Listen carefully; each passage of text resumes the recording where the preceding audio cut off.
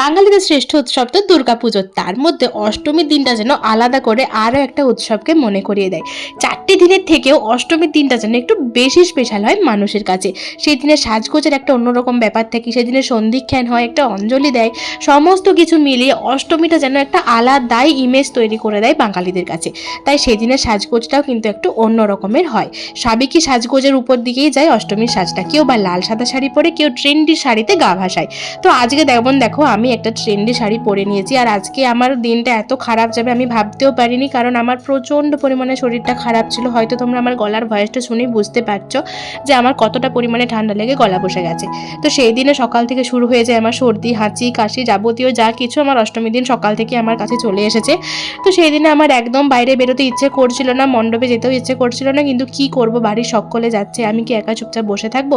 সেই কারণে মনটাকে একটু ভালো করার জন্য আমি যাচ্ছি আর কি, কষ্ট মষ্ট করে রেডি হয়ে আমি বেরোচ্ছি। তোমরা প্রথমেই যেমনটা দেখতে পেলে যে আমি শাড়িটাকে প্লিট করে শোকেসের উপরটা ঝুলিয়ে রেখেছিলাম, কারণ আমি একা একা শাড়ি পরি, আর ভালোভাবে শাড়ি পরতে গেলে আমাকে একটু এরকমভাবে একটা ট্রিক্স বের করতে হয়েছে আর কি, কিছু করার নেই, যেহেতু একা একা শাড়ি পরতে হয়। তো যাই হোক, দেখো আমি শাড়িটাকে এখানে পরা কমপ্লিট করেছি। ভেবেছিলাম অনেক কিছু, যে এইভাবে আট পরে করে শাড়ি পরবো, একটা সুন্দর সাবেকি লুক ক্রিয়েট করব, কিন্তু আমার কিচ্ছু হলো না, কারণ আমার শরীরটা খারাপ। আর সত্যি কথা বলতে, শরীর খারাপ থাকলে না একদম কোনো কাজে মন বসে না, কোনো কিচ্ছু করতে ইচ্ছে করে না। আমার তো ইচ্ছে করছিল এই সময় একটা নাইটি টাইটি পরে ঘরেতে শুয়ে থাকি, কিন্তু কি করব, সকলে মিলে যেহেতু যাচ্ছে, আর শরীরটা আজ নয় কাল ঠিক হয়েও যাবে, বাট আমার এই পুজোটা তো আর ফিরে পাবো না।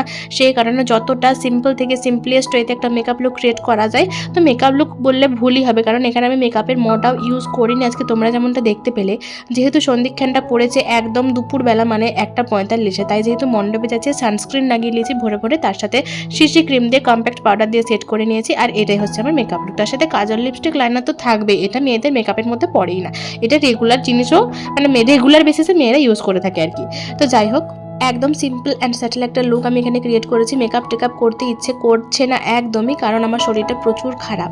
তো যাই হোক, এখানে দেখো আমি সমস্তটাই কমপ্লিট করে নিয়েছি, আর হালকা একটা নিউড কালারের আই শ্যাডো অ্যাপ্লাই করেছি, যেটা একদমই বোঝা যাচ্ছে না, আমি এরকমটাই চেয়েছিলাম আর কি, যাতে বোঝা না যায়। তো আমি পুরো মেকআপ লুকটা আজকে সিসি ক্রিম দিয়ে কমপ্লিট করেছি, আর কোনো কিছু ইউজ করছি না, লিপস্টিক, লাইনার, কাজল, ব্যাস, আর সিঁথি ভরে সিঁদুর পরে আমি আজকে যাব মায়ের কাছে, মায়ের পুজো দেখতে।